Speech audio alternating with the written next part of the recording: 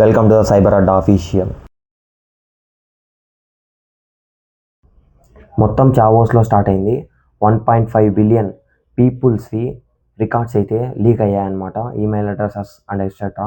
ఇవి Salesforce అని చెప్పేసి ఒకటి ఉంటుంది, దాని ద్వారా అయితే లీక్ అయిపోయినాయి చాలా ఎక్కువ మనీ. యూరోప్ ఎయిర్పోర్ట్లో అయితే టోటల్ గందరగోళం సృష్టించారు ఆ హ్యాకర్స్ అయితే. ఆ హ్యాకర్ని కూడా పట్టుకున్నారు యూకే పోలీసులు. దాన్ని కూడా బ్రీన్ అయితే పట్టుకున్నారు. ఒకరినైతే ఇప్పుడు అరెస్ట్ అయితే చేశారనమాట. ర్యాన్సమ్ వేర్తో సిస్టమ్స్ని అయితే అటాక్ చేశారు. సిస్టమ్ మొత్తం డౌన్ అయిపోయింది. ఎయిర్ కంట్రోల్ ట్రాఫిక్ అనేది ఎక్కువ అయిపోయింది అనమాట. దానివల్ల యుఎస్ఏలో ఓహియో యూనియన్ అనే దగ్గర 45,000 కన్జ్యూమర్స్ అయితే లీక్ అయిపోయింది అన్నమాట డేటా. నెక్స్ట్ వచ్చేసి ర్యాన్సమ్ వేర్ అటాక్ వల్ల మనకి లండన్లో కిడో చైల్డ్ కేర్ సెంటర్ నుంచి డేటా బ్రీచ్ అయితే అయింది. 8,000 చిల్డ్రన్ డేటా బ్రీచ్ అయితే అయిపోయింది అన్నమాట. తర్వాత జపాన్లో అసిషి గ్రూప్స్ అని 4,30,000 డేటా లీక్ అయితే అయ్యింది వీళ్ళది కూడా. వీళ్ళైతే దానికి డేటా లీక్ అయిందని చెప్పేసి నోటీస్ కూడా ఇచ్చేసారు మనకి.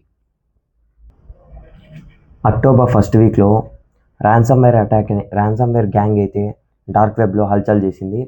అపియర్ అయితే చేశారనమాట. మా దగ్గర 1.5 బిలియన్ డేటా అయితే ఉంది, 1.5 బిలియన్ డేటా అయితే ఉంది, దాన్ని మేము డార్క్ వెబ్లో లీక్ చేస్తామని చెప్పేసి ర్యాన్సమ్ వేర్ వాళ్ళు చెప్పారు. At a time రినాల్డ్ group industries వాళ్ళు మనకి మా డేటా లీక్ అయింది 45,000 కన్జ్యూమర్స్ అని చెప్పేసి చెప్పారు. గ్లోబల్ స్కామ్స్ చూస్తే సెక్యూరిటీ ప్యాచ్ లెవెల్గా 0 డే వల్నరబిలిటీ అనేది అటాక్ అయింది.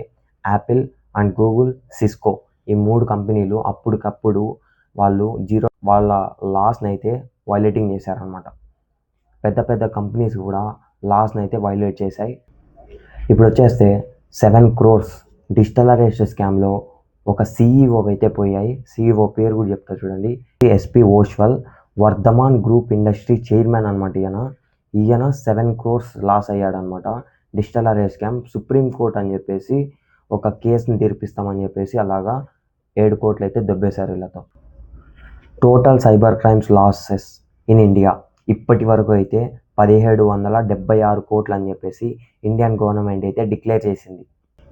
ఈరోజు ఇంకొక న్యూస్ అయితే వచ్చింది. పంజాబ్లో పహావరా అనే దగ్గర సైబర్ క్రైమ్ చేసే కాల్ సెంటర్స్ ఉన్నాయన్నమాట. వీళ్ళవి డూప్లికేట్ కాల్ సెంటర్స్. వీళ్ళు యుఎస్కి కానీ కెనడాకి కానీ ఫోన్ చేసి అక్కడ బార్గెన్ ట్యాక్సెస్ కానీ అలా కలెక్ట్ చేయడం వల్ల వీళ్ళైతే దొరికిపోయారు. మన పోలీసెస్కి ట్రాక్ చేసి పట్టుకున్నారు. 38 మెంబర్స్ని అయితే అరెస్ట్ చేశారు ఇప్పుడు ప్రజెంట్. కొత్తగా సైబర్ ట్రెండ్స్ ఏమొచ్చాయంటే, కొత్తగా ర్యాన్సమ్ వేర్లో ఒక వేరియంట్ అయితే వచ్చింది, హైబర్పెటియా అనేది. తర్వాత ఇంకొకటి వచ్చేసి సప్లై చైన్ అటాక్ అయితే ఎక్కువ అయిపోయింది అనమాట ఈ మధ్యలో. టోటల్గా 21st సెప్టెంబర్ నుంచి అక్టోబర్ 4th వరకు సైబర్ న్యూస్ అయితే కవర్ అయిపోయింది ఇప్పటికి ప్రజెంట్. ఇప్పుడు నేను 4th నుంచి నెక్స్ట్ రికార్డ్ చేస్తున్నా. ఖాళీలు నెక్స్ట్ 2025.3 అప్డేట్లో టోటల్గా 10 అప్డేట్స్ అయితే రిలీజ్ చేశారు వీళ్ళు.